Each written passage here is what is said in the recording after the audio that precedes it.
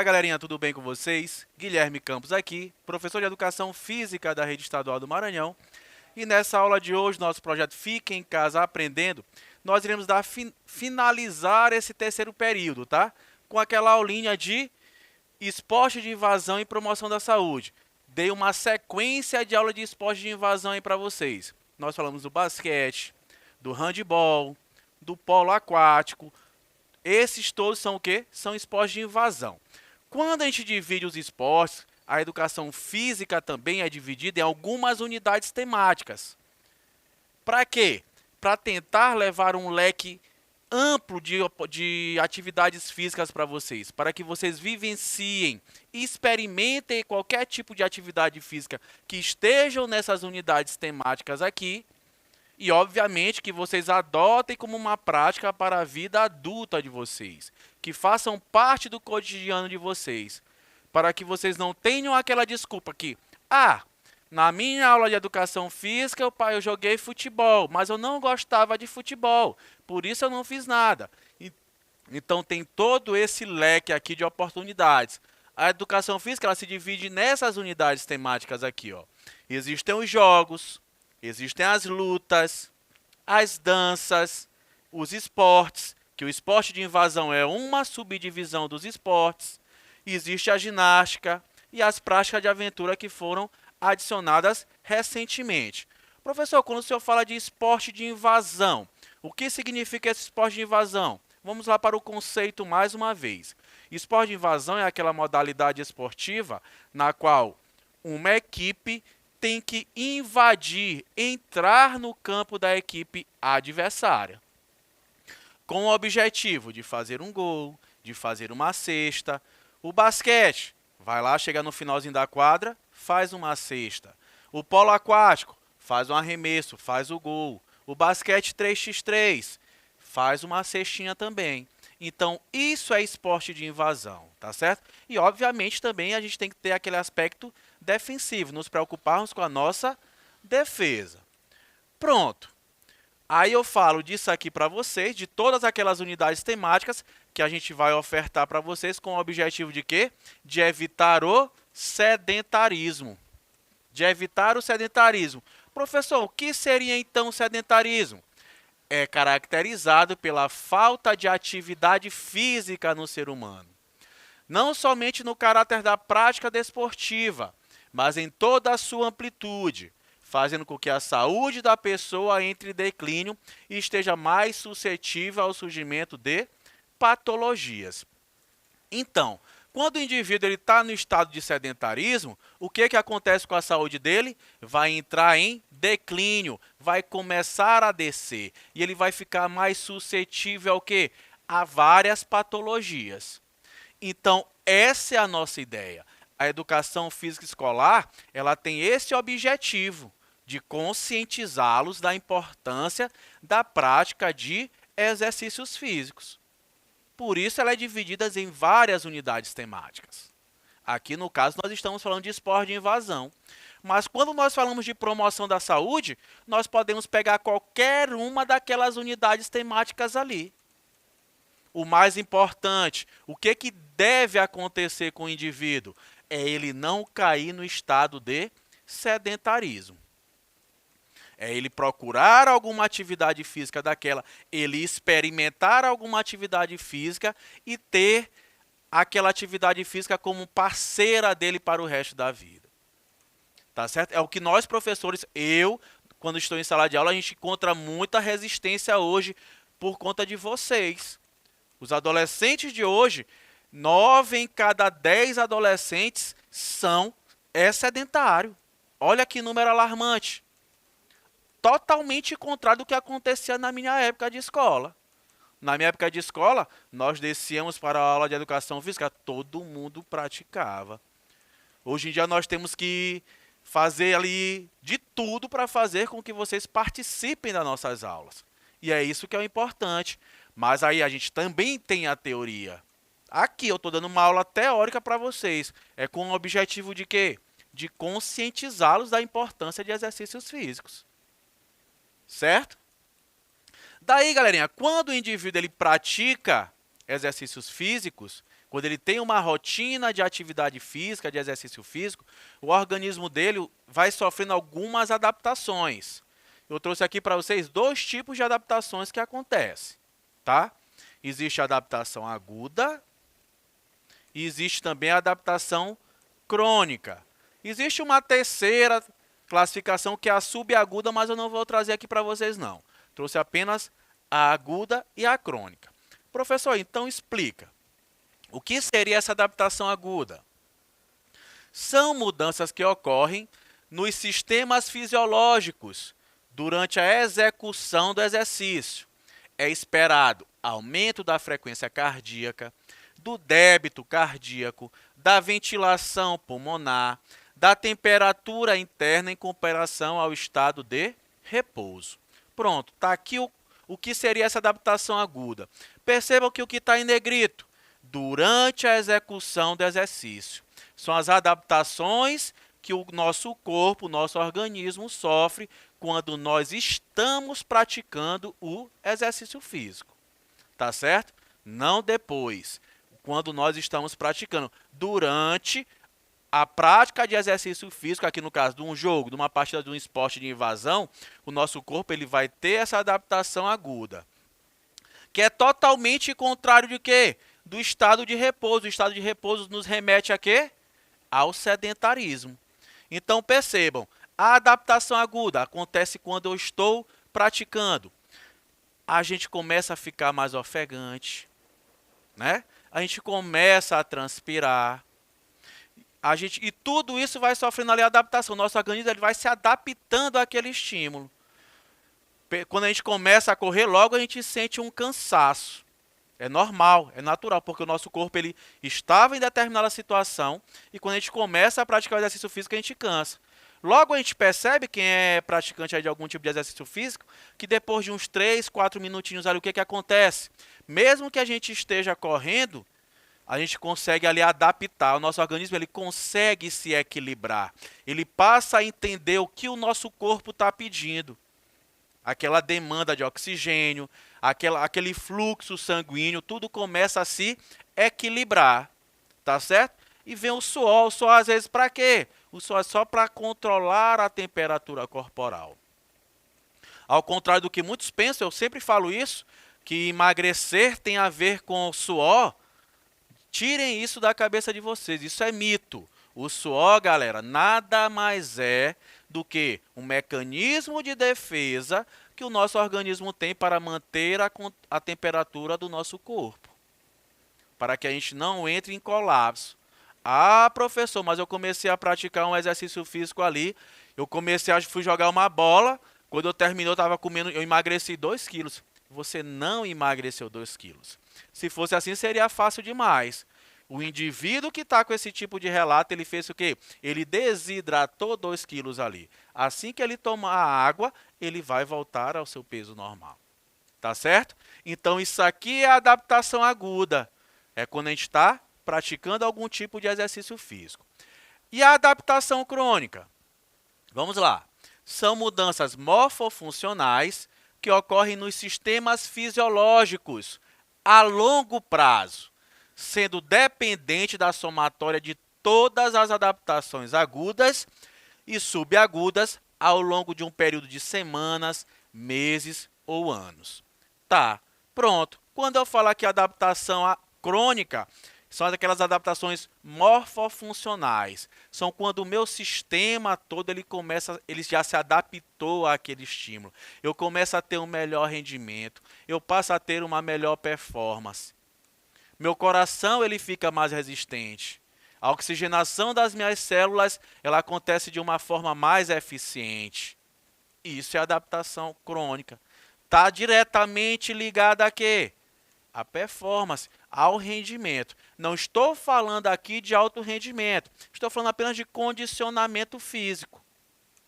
Como aquele indivíduo que ele está mal condicionado, que cansa ao subir 4 lances de escada, digamos assim, e que depois ele começa a fazer uns treinos e de repente aquilo ali para ele já se torna o quê? Natural. É aquilo que eu sempre falo para vocês. A prática de exercícios físicos, de atividade física, nas aulas de educação física, não visam performance, não visam alto rendimento, visam o quê? A saúde do indivíduo. É esse que é o propósito da educação física escolar. É educá-los vocês para que vocês tenham uma vida o quê? Saudável, repleta de hábitos saudáveis. Que esteja incluída na vida de vocês a prática de exercícios físicos. Daí os benefícios das práticas esportivas. Eu trouxe alguns aqui para vocês, tá? Vamos falar aqui dos benefícios psicológicos.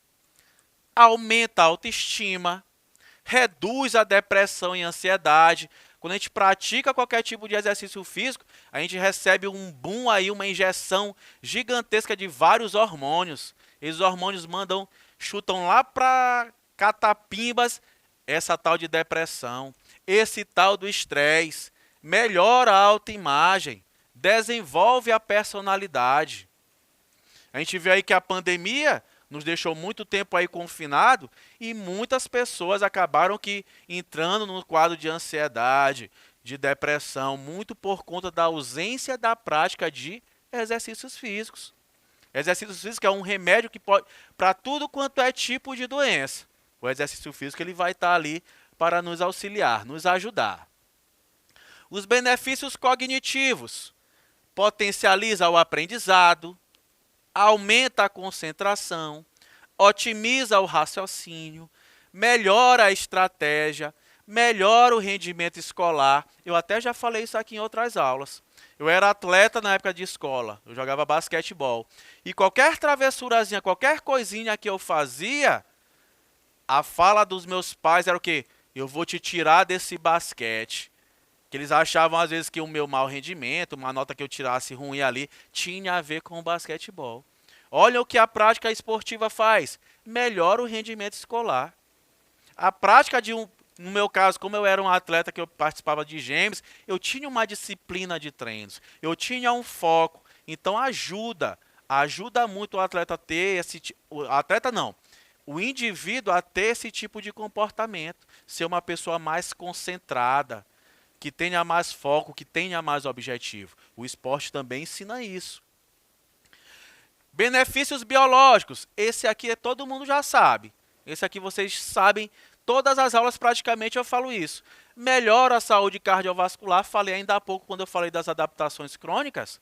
Eu falei que a gente acaba deixando o nosso coração mais forte, mais eficiente. Então, melhora a saúde cardiovascular. Previne a obesidade, o excesso de gordura corporal. Previne a diabetes. Fortalece os ossos. Melhora e aumenta o tônus muscular. Esse fortalece os ossos aqui, eu gosto até de falar para os idosos. Antigamente, a ciência hoje em dia mudou bastante. Antigamente tinha-se que para o idoso, ele tinha que praticar apenas hidroginástica, fazer exercícios ali que não tinham muito impacto. E hoje em dia a ciência já vem mostrando totalmente o contrário. O vovô e a vovó estão na academia e pegando pesado. Obviamente, que é um jeito que eu estou falando aqui, uma forma na qual eu estou falando, que a série dele é prescrita tudo bonitinho. Mas o vovô e a vovó também estão lá levantando peso. Auxilia nesse fortalecimento dos ossos aqui. Eu já dei uma aula de primeiros socorros que 30% das mortes de idosos acima de 70 anos tem a ver com queda e geralmente são fraturas de ossos.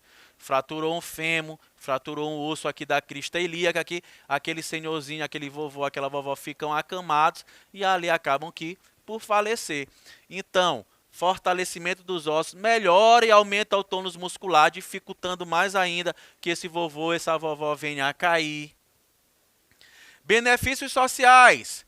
Favorece o relacionamento, trabalha atitudes e valores, estimula o convívio social, aumenta a cooperação, reduz a agressividade, estimula a superação.